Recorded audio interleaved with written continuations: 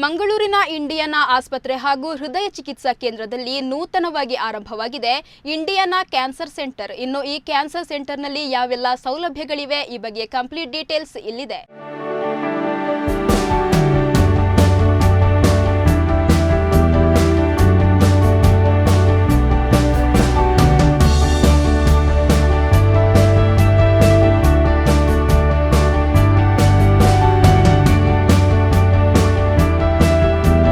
ಈಗಾಗಲೇ ಜನತೆಗೆ ಸೇವಾ ಮನೋಭಾವದ ಮೂಲಕ ಅತ್ಯುನ್ನತ ಮಟ್ಟದ ಆರೋಗ್ಯ ಸೇವೆಯನ್ನ ನೀಡುತ್ತಿರುವ ಮಂಗಳೂರಿನ ಪ್ರಖ್ಯಾತ ಇಂಡಿಯಾನಾ ಆಸ್ಪತ್ರೆಯು ತನ್ನ ಮುಕುಟಕ್ಕೆ ಮತ್ತೊಂದು ಹೆಮ್ಮೆಯ ಗರಿಯನ್ನ ಸೇರಿಸಿಕೊಂಡಿದೆ. ಇಂಡಿಯಾನಾ ಆಸ್ಪತ್ರೆ ಮತ್ತು ಹೃದಯ ಚಿಕಿತ್ಸಾ ಕೇಂದ್ರದಲ್ಲಿ ಇದೀಗ ಇಂಡಿಯಾನಾ ಕ್ಯಾನ್ಸರ್ ಸೆಂಟರ್ ಉದ್ಘಾಟಿಸಲಾಗಿದ್ದು, ಸಾರ್ವಜನಿಕರು ಇದರ ಪ್ರಯೋಜನ ಪಡೆಯಲು ಕೋರಲಾಗಿದೆ.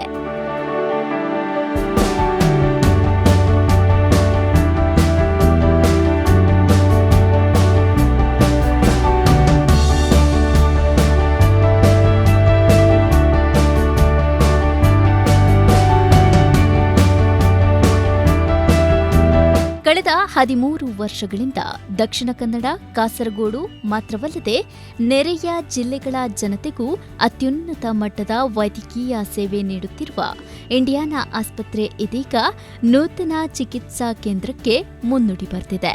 ಇಂಡಿಯಾನಾ ಆಸ್ಪತ್ರೆಯಲ್ಲಿ ಇದೀಗ ಆರಂಭಿಸಲಾದ ಕ್ಯಾನ್ಸರ್ ಸೆಂಟರ್ ಅನ್ನು ಜಿಲ್ಲಾ ಉಸ್ತುವಾರಿ ಹಾಗೂ ರಾಜ್ಯ ಆರೋಗ್ಯ ಸಚಿವ ದಿನೇಶ್ ಗುಂಡೂರಾವ್ ಅವರು ಉದ್ಘಾಟಿಸಿದರು. ಈ ವೇಳೆ ಸೆಂಟರ್ ಉದ್ಘಾಟಿಸಿ ಮಾತನಾಡಿದ ಅವರು, ದೇಶದಲ್ಲಿ ಒಳ್ಳೆಯ ಆಸ್ಪತ್ರೆಗಳ ಅವಶ್ಯಕತೆ ಯಾವಾಗಲೂ ಇದ್ದು 13 ವರ್ಷದಿಂದ ಇಂಡಿಯಾನಾ ಆಸ್ಪತ್ರೆಯು ಸೇವಾ ಮನೋಭಾವದ ಮೂಲಕ ಅತ್ಯುನ್ನತ ಸೇವೆಯನ್ನ ಜನರಿಗೆ ನೀಡುತ್ತಿದೆ. ಲಾಭ ಗಳಿಸುವ ಉದ್ದೇಶ ಮತ್ತು ಯೋಚನೆ ಇಲ್ಲದೆ ಜನರಿಗೆ ಉತ್ತಮ ಸೇವೆಯನ್ನ ಒದಗಿಸುವ ಚಿಂತನೆಯನ್ನಿಟ್ಟು ಇಂಡಿಯಾನಾ ಆಸ್ಪತ್ರೆ ಕಾರ್ಯನಿರ್ವಹಿಸ್ತಾ ಇದೆ. ಉತ್ಕೃಷ್ಟ ಮಟ್ಟದ ಚಿಕಿತ್ಸೆಗಾಗಿ ಜನರು ಹುಡುಕಾಡ್ತಾರೆ. ಅದನ್ನ ಒದಗಿಸಲು ಇಂಡಿಯಾನಾ ಸಿದ್ಧವಾಗಿದೆ. ಚಿತ್ರದುರ್ಗದಂತಹ ಗ್ರಾಮೀಣ ಪ್ರದೇಶದಲ್ಲಿ ಆಸ್ಪತ್ರೆ ನಿರ್ಮಿಸುವ ಮೂಲಕ ಜನರಿಗೆ ಒಳಿತು ಮಾಡಬೇಕು ಎನ್ನುವ ಇಂಡಿಯಾನಾದ ಆಡಳಿತ ಮಂಡಳಿಯ ಉದ್ದೇಶವನ್ನ ನಾವು ಇಲ್ಲಿ ಗಮನಿಸಬಹುದು.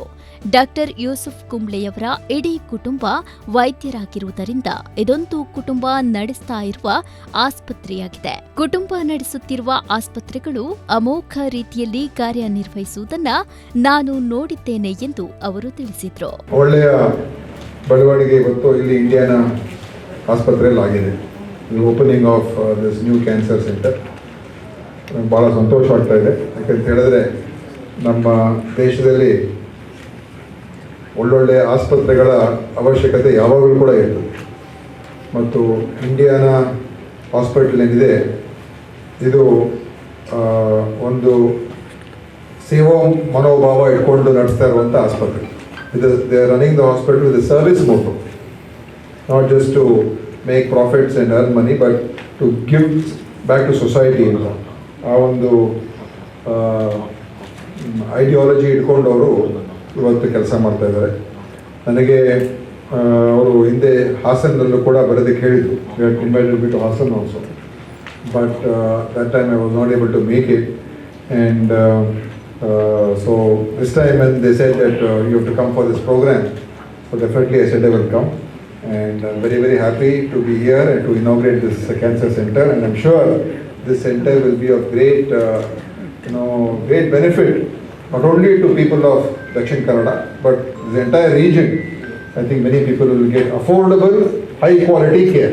Say Bangalore, Mysore, Mangalore, Dharwad maximum, or Belgaum. But to go to these remote areas and smaller towns and to say that I want to do something here, that shows what kind of thinking he's got. And I'm sure that is something that I think we all have to appreciate. This kind of approach. In 13 years, he has already built so much, and he's got a good team. He is a doctor, his brother is a doctor, his children are doctors, everybody is a doctor in his family, most of them, I think. Brother-in-law, whoever is there is a doctor. So it's a family-run hospital. I have seen many of these family-run hospitals, they do a very good job. ಈ ವೇಳೆ ಪ್ರಾಸ್ತಾವಿಕವಾಗಿ ಮಾತನಾಡಿದ Indiana ಆಸ್ಪತ್ರೆಯ ವ್ಯವಸ್ಥಾಪಕ ನಿರ್ದೇಶಕ doctor Yusuf Kumble, 13 ವರ್ಷಗಳ ಹಿಂದೆ ಸಣ್ಣದಾಗಿ ಆರಂಭವಾದ ಇಂಡಿಯಾನಾ ಆಸ್ಪತ್ರೆ ಇಂದು ಆರೋಗ್ಯ ಸೇವೆಯಲ್ಲಿ ಉತ್ತಮ ಆಸ್ಪತ್ರೆಯಾಗಿ ಬೆಳೆದಿದೆ. ಇದೀಗ ಕರಾವಳಿಯ ಜನರಿಗೆ ಕ್ಯಾನ್ಸರ್ ರೋಗಗಳಿಗೆ ಉತ್ಕೃಷ್ಟ ಮಟ್ಟದ ಕ್ಯಾನ್ಸರ್ ಚಿಕಿತ್ಸೆಯನ್ನ ನೀಡುವ ನಿಟ್ಟಿನಲ್ಲಿ ಸುಧಾರಿತ ಹಾಗೂ ಸುಸಜ್ಜಿತ ಸೇವೆಗಾಗಿ ಕ್ಯಾನ್ಸರ್ ಸೆಂಟರ್ ಅನ್ನು ಆರಂಭಿಸ್ತಾ ಇದ್ದು, ಇದು ಅತ್ಯಾಧುನಿಕವಾದ ಚಿಕಿತ್ಸೆ ಪದ್ಧತಿಯೊಂದಿಗೆ ಕಾರ್ಯನಿರ್ವಹಿಸಲಿದೆ ಎಂದು ತಿಳಿಸಿದರು. A cardiologist who started directly come from All India Institute to Bangalore, and I was working as a consultant for 2-3 years. Then I had difficulties in managing heart patients because that was the time the stent was introduced to the world, 2002. The first study in the world was done. One stent was costing 3 lakh rupees. Imagine a patient needs 3 stents or 4 stents, from where they will mobilize 9 to 12 lakh rupees. And unfortunately, doctors were not in a position to tell the patients that you need 4 stents, otherwise you are going to die. That was one of the cruel situation we were facing at that time. And that time I thought we should have some different solution, alternative solution for this. Fortunately, that time Karnataka government started the Yashaswini program. That was a very useful program for the common man of India, Karnataka. And through that idea muted, and Narayana area started. Many poor patients got bypass surgery and angioplasty with an affordable price or a free of cost. I thought, why don't I also start? That was the beginning of the story.